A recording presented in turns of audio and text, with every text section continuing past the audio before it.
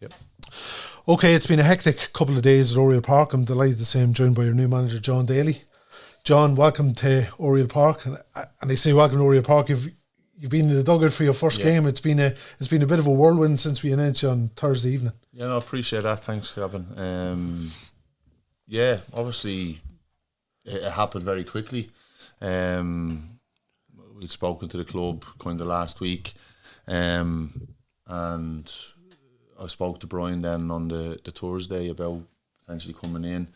Everything was done, as I said, very, very quickly, and got a flight over because I was back in Scotland with my family. So got a flight over Friday and managed to get across to Galway, and just jumped straight in. Obviously, with Burnsy being suspended, I just felt it was important that I jumped straight in. And like you said, I've been here before. I know the league, I know the players, so it wasn't like I was coming from outside the league and I needed to see the players and know what they're about. Yeah, I've very much know what they are and what they can do, and the team were prepped for the game, and I didn't want to go and mess about with that before the game, but felt during the game we needed to change things, and but unfortunately we just couldn't get that goal to get ourselves back in it. Yeah, I think you mentioned in one of your interviews there, and I suppose it's important to mention Noel King obviously had a step down due to health reasons. You said nobody wants to see that happen, but you were very nice and sort of your words with Noel. Yeah, no, 100%. It's look, an opportunity comes up, and it's never nice when an opportunity comes up in that manner. Obviously, wish Noel all the very best, and your health is obviously key, and making sure you're 100% there, and I hope he's okay. And the last thing you want to be doing is getting a job off the back of someone's expense like that, and so hopefully he's okay. And he obviously were 3 points better off because he went and beat Bows. So so fair play. And as I said the other day, I wish him all the very best. I think 16 days. I think you're out of the game from when you left Pats to coming here. I'm sure you wanted to get back in the game, but were you looking to get back in that quick, or was it just when this came up that you had to take it? I'll be honest, I've been away from my family for 3.5 years. I was in Finland for a year as an assistant manager, then obviously came back to Pats with Tim, and then took over when Tim left. So I was back enjoying time with my family, and I think they were enjoying time with me. And then obviously with them, when this came up to have a conversation, it was more, I was very interested in having a conversation because I know what the club is and what it's about, and the players that are here, and it was more just to have a conversation and see where it goes. And then obviously when you have that conversation, it's then having the difficult conversation with your wife about this could potentially happen. I was due to go on holiday this Thursday, which is obviously the family are going to go without me, so they'll still enjoy themselves, but I was very much looking forward to that. And but this opportunity came about, and when you get asked if you would like to take the job, it's really, really difficult to say no, as I said, with the structures behind it. And there was obviously a little bit of trepidation on my part because of stuff that had gone on. You were a bit cautious, but I made a lot of phone calls and spoke to a lot of people, and I think sometimes things can look worse from the outside. And since I've come in, I've been really, really surprised with the actual facilities within the club. I've never been across to the training centre side, and it's exceptional what they have, and something that we can hopefully build on. I think fans will be really encouraged to hear that, because you say there's been a lot of sort of noise around the place. You obviously look at the league table, we're bottom. That the league table doesn't lie. It's a fact, we're bottom of the league, but you're willing to give that up to come here and sort of take the challenge on. No, 100%. Like, exactly. I think genuinely wouldn't have took the job if I didn't feel that the group is good enough, or we could bring in players to help. We're obviously looking to recruit in the next window to try and get players in to help the group get out of the situation we're in. And but if I didn't feel that we could do that, then I wasn't, as you said, I wasn't in a rush to jump back in. It had to be the right one, and it had to feel like the right one, and this certainly feels like a very good opportunity and the right one. You've obviously spoke to Brian Ainscough has been a major part sort of bringing you here. What have you made of Brian, and what have you made of his plans for the club over the next couple of years? Yeah, no, look, I thought first and foremost, I thought he came across very well on the phone, spoke very highly of the club. You know, his plans, you know, what he's looking to do and how he's looking to do it. You know, we're all positive. But yeah, I think, you know, when you look at the group in general, you know, I think Brian was a big part of making the decision, but then I just look at the players that are here and you know, there's a good core of senior players that have been very successful in their careers, and they understand what success looks like. And you know, I think when you look at the turnover of players in the last window, it was a big number. It's taken players probably a while to get up to speed and adapt, and I think if we can get them firing now, I think we've got a very good chance. Obviously, you're in the dugout Friday night. The performance probably summed up a lot of our away games. Really good in large parts, but just sort of the cutting edge probably wasn't there, and then giving away sloppy goals. Yeah. Just probably, you know, the trend, if you like, of our away performances this season. Yeah, I just think it's been trying to be a little bit more resolute and a bit more, you know, probably switched on in situations. And I think there was large spells where we had good possession, but I think, you know, I think we spoke to the group today about it, and we'll go through it again over the next couple of days. I think it's really important that it's not possession for possession's sake. It's you know, it's penetrating and getting beyond presses and being positive. And I'm really big on the group being positive when we break a press and enjoying their football. You know, I think I spoke to them again about enjoyment. I think it's important regardless of what work you do.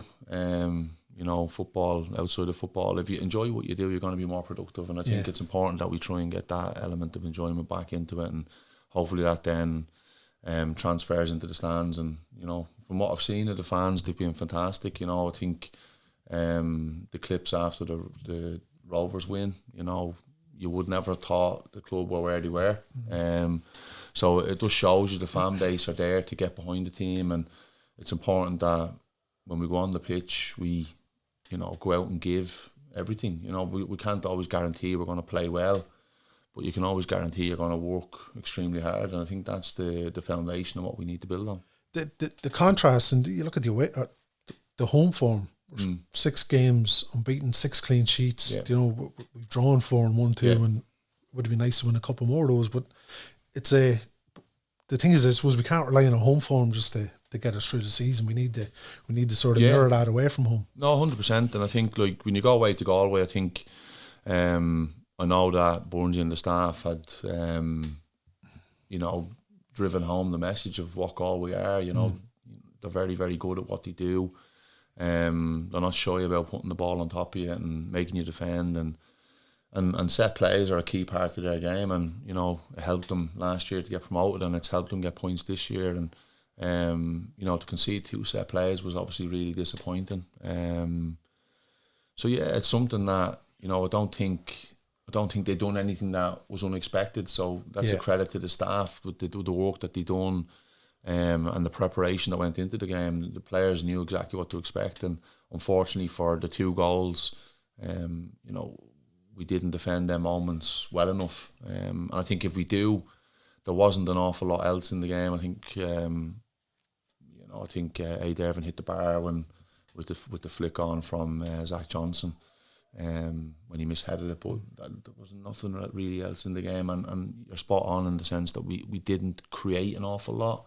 But that's something that we need to remedy, and we need to fix, and we need to make sure that you know, the attacking players have a clear understanding with the other players around them, and there's clarity in what we're trying to do and how we're going to create chances. And, you know, I've seen Jamie Gullen play in Scotland a lot, and I know what he's about.